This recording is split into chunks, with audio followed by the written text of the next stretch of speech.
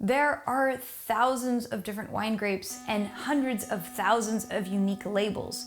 With this level of complexity, how do we even begin to make sense of wine to find what we like and choose it confidently?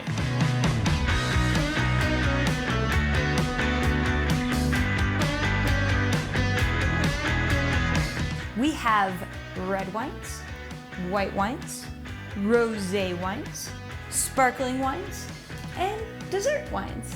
I'm going to show you what's popular and divulge some tips and tricks so you can enjoy the best wine experiences. Hey, what's up? It's Madeline from Wine Folly. Learning the major types of wine is an excellent primer, and if this whets your palate, check out Wine Folly's Wine 201 course. Get certified in the comfort of your own home. All right, let's get to it. Red wine. If this is the type of wine for you, you're not alone. Red wine is the most obsessed about and collected wine in our modern era. So what is it about red wine that makes it so obsession-worthy? Firstly, red wine is made with black-skinned grapes, which give red wine its color and flavor. How does it work? The grape skins basically soak in their juices while the wine ferments. The skins contain the magic. They have powerful antioxidants called tannins, which give red wine its ability to age. Some red wines will improve over a course of 30 years.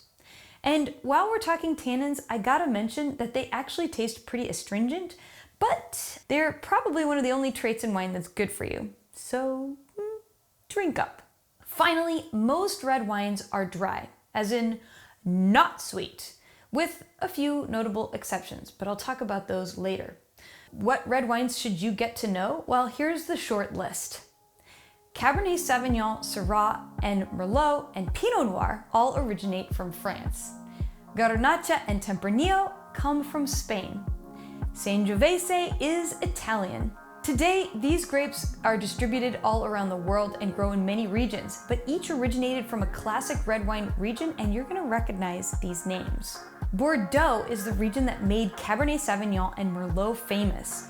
These Bordeaux blends taste full-bodied with high tannin and are your classic steak pairing wines. Hermitage put Syrah on the map. Syrah is big and bold, but the finish tends to be a bit more rounded, making it a great match for lamb and roast pork. By the way, a great place to look for Syrah is actually in Australia, where it's called Shiraz. Côte de Rhône features Grenache prominently in the blend. It's rich with red berry fruits, and it's one of my favorite French red wines to recommend for beginners. Rioja is the Spanish mecca of Tempranillo. These savory red wines become smooth and smoky as they age in oak barrels. Chianti in Tuscany is Sangiovese Central. Sangiovese is more spicy and savory, and it happens to match perfectly with tomato-based sauces and Italian food. Burgundy grows Pinot Noir. Pinot is easy to love because of its smooth, soft tannins, but perhaps the hardest wine to truly understand because of its subtleties depending on where it grows. Now that we know the major red wine varieties, here are some clues to find your style. Number one most important thing is to pay attention to where the wine is from. Warm, sunny climates tend to produce wines that are more fruit-forward, whereas cool climates make more tart and herbal wines. Unless you're an avid cook, avoid pairing red wine with fish. A study in 2009 showed that the iron content in red wine will exacerbate that fishy flavor. Red wines taste best served in a larger glass, which collects the aromas and distributes tannins evenly across your palate. Finally, red wines with higher tannins pair best with foods with higher fat and salt content. And this is where we get the magic of the steak and red wine pairing. White wine. Despite the fact that everyone obsesses about red wine, white wine remains the most consumed by volume type of wine in America today. What makes white wine so crushable? Foundationally, white wine is made with yellow grapes. The secret to the process for most white wines is to crush the grapes and to ferment them without their skins. The lack of skins makes white wines taste much less bitter, with delicate flavors of flowers and citrus fruits. Without skin contact, white wines generally don't age as long, but I should tell you, there are a few notable exceptions to this rule. Here's a short list of the most popular white wines you better know. Chardonnay, Sauvignon Blanc, Pinot Gris, and Chenin Blanc come from France. Riesling is German. Albarino is from the Iberian Peninsula. That's Spain and Portugal. And Garganega grows in Italy. These grapes are now grown throughout the world, just like with our red wines, but they also originated from classic white wine regions, which you might recognize. For example, Burgundy Blanc, that's Chardonnay. It's currently one of the most in-demand white wines in the world. It comes in two styles, a full-bodied oak style with cream and buttery notes, and a lean, green, appley, unoaked style. In Germany, the Moselle Valley is famous for Riesling. With both dry and sweet styles, you can always expect them to have these stone fruit and minerality flavors. In northern Portugal, Vinho Verde features Albarino. This citrus and saline wine is a perfect match for seafood. In the Loire Valley, Savennières is a secret to sommeliers for age-worthy Chenin Blanc. Still, you'll love the citrus and stone fruit-driven Chenin from South Africa. Northern Italy is all about Pinot Grigio for this lean, minerally Italian seafood wine. Finally, the medieval walled village of Soave in Italy is surrounded by vineyards of Garganega. The Soave Classico wines are lean and zesty on release, but become richer and more peachy as they age. Okay, so those were some major white wine varieties. Here are some clues to find your style. Check for oak aging. Whether or not the wine was aged in oak greatly affects the taste. Oak aging adds vanilla-like notes and is associated with creamy, buttery richness in white wines. Get to know the aromatic varieties. I'm talking Gewürztraminer, Torrontés, Riesling. Many of them smell sweet, but the trend is increasingly to make them dry wines. Definitely worth a try. Serve white wine in smaller glasses. This smaller glass preserves the temperature and floral aromas in these wines. Finally, pair white wine with lighter foods. Think chicken, tofu, salad, fresh herbs, seafood, and cream sauces, and you're gonna do fantastic. Rosé wine. This has been the fastest growing category of wine in the last 15 years. And we can thank Provence in France for popularizing their unique style of rosé, which is crisp, dry, and served like a white wine. What makes rosé special is that it uses black skin grapes for the color. But instead of fermenting on the skins for the whole time, the juice sits for just a short while, sometimes only a few hours, to create the pale pink color.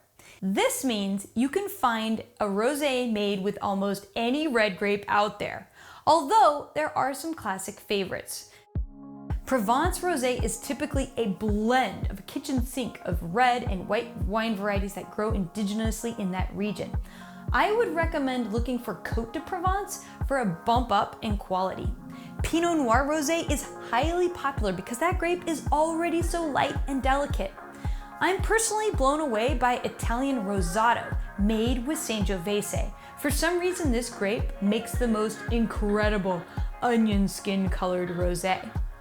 There are many more to try, so my guess to you is to go out, find your favorite rosé, and then find out what grapes were used in it. You're gonna find more like it. Sparkling wine. Sparkling wine goes with breakfast, lunch, dinner. It's the ultimate celebration wine, and it even pairs well with fried chicken. Either way you look at it, the main feature that sets sparkling wines apart is a secondary fermentation, which is how we get those bubbles. In theory, you could use any wine as a base wine to make sparkling wine, but the standard has been set by some classic sparkling wine regions. And you know the first one, Champagne.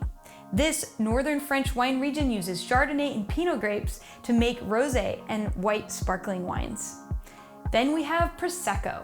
Prosecco comes from northern Italy, and it's fruity with frothy bubbles and yeasty notes from the winemaking process. There are more than that to explore. Cava in Spain, French Corta from Italy, Cap Classique from South Africa, Cremant from anywhere else in France that's not Champagne, and so many more. So here's what you need to know to choose a great bottle of bubbly.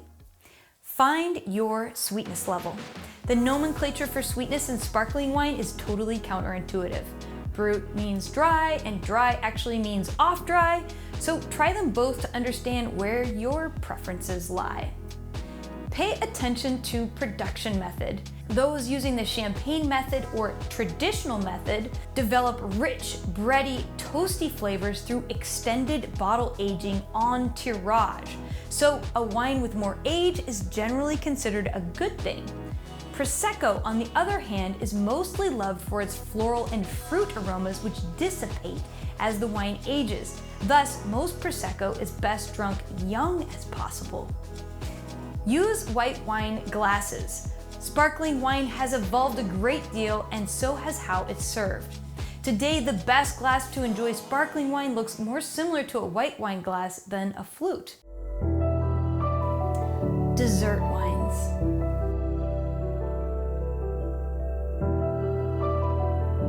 Before dry wines turned our heads in the 1800s, sweet wines ruled the world. Although not all dessert wines are sweet, and this category is actually really complex because it involves so much of our wine history and culture. Dessert wines enlist a myriad of winemaking techniques, from late harvesting ice wine fortification, adding spirits, and aromatization, adding botanicals and herbs. Here are probably the most important dessert wines to know and try and explore. Port is a fortified sweet red wine from Portugal. Sherry comes in both sweet and dry styles, made in southern Spain. Marsala, it's fortified too, and it's from Sicily. Madeira is another fortified wine coming from a tiny island in the Atlantic Ocean. Vermouth is both fortified and aromatized with botanicals and herbs. Late harvest wines happen when the grapes are picked late in the season. Here are two great examples. We have Sauternes from Bordeaux and Tokai in Hungary. Ice wine is made when the grapes freeze on the vine. Vinsanto is a specialty from Italy, and the grapes are so sweet that it can take up to 4 years to properly ferment. So there you have it. That is my brain dump on the 5 major types of wine, which will unlock thousands of grapes and regional specialties for you to explore. And if you want to know more about wine, check out Wine Folly's Wine 201 course. This certification course brings you a deep level of wine knowledge, which will serve you throughout your entire life. And until next time, happy tasting. Peace out.